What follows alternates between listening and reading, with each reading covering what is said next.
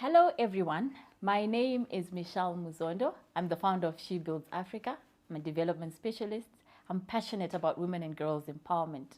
I'm also a doctoral candidate and my research focuses on the challenges that women leaders face in Southern Africa using intersectionality as a framework.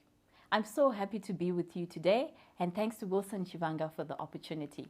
Today I'm going to be talking about the challenges that COVID-19 has brought on the mental health of women.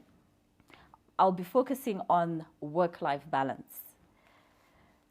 Work-life balance speaks to the intersection of work and personal life. It involves juggling workplace stress with the daily pressures of family.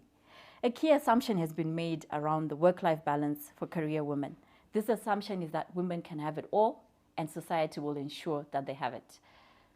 Success at work, supporting spouse, good children, good friends, and all of that. With this assumption in mind, the belief has been that work-life balance is achievable and that women need to find the right formula to achieve the balance. However, the perfect balance between work and home life has become an unattainable myth, more especially now in COVID times.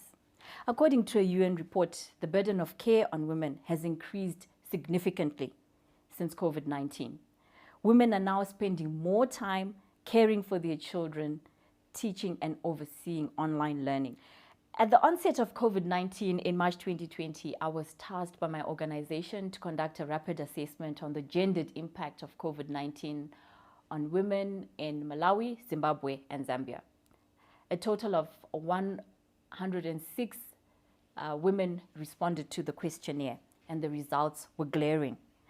The majority of the women indicated that their mental health had been affected as a result of the crisis.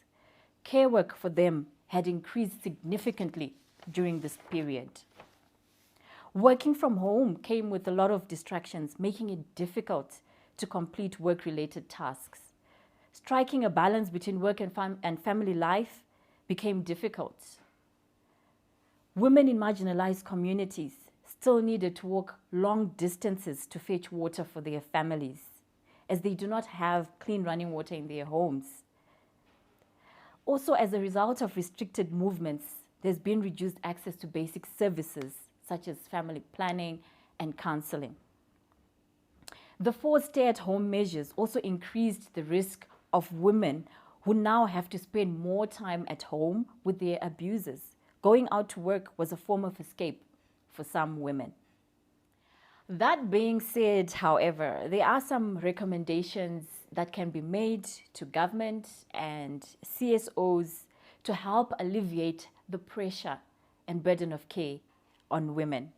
These include ensuring the continuity of care for older persons, persons with disabilities, and those who are affected or recovering from COVID-19. Preparing unpaid caregivers and community health workers with information, training, adequate equipment, and livelihood support to respond to the COVID-19 pandemic effectively. Expanding the reach and benefit levels of social assistance programs that target women, such as cash transfers. Reprioritize public expenditure to allocate more funding to social care infrastructure. Provide sufficient and affordable water, sanitation, and hygiene services, as well as electricity supply.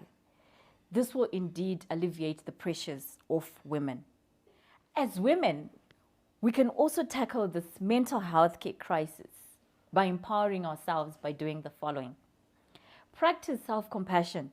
Be kind to yourself. Establish boundaries both at work and at home so that you're not taking on extra burdens. Prioritize a self-care routine, probably by taking long walks, running, exercising.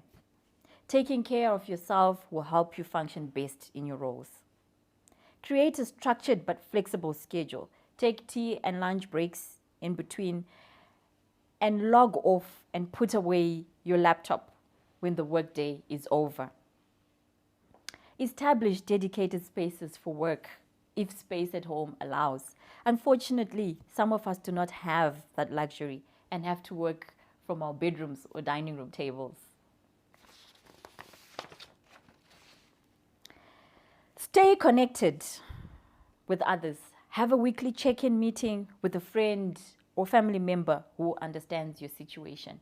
I remember at the beginning of this year, I was feeling so overwhelmed with anxiety. I couldn't even get out of bed.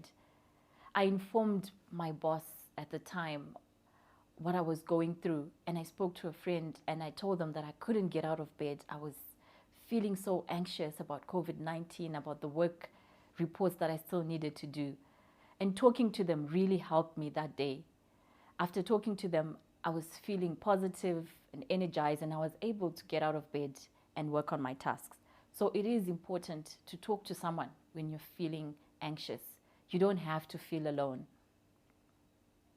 Lastly, if you are failing to cope with overwhelming anxiety, it's important to seek professional help. Seek the help of a trained therapist or counselor to help you cope with your anxiety. I really hope that what I've shared today may help us as women to cope with the burden of care, our roles as mothers, as wives, as employees during this time of COVID-19. Thank you so much for your time.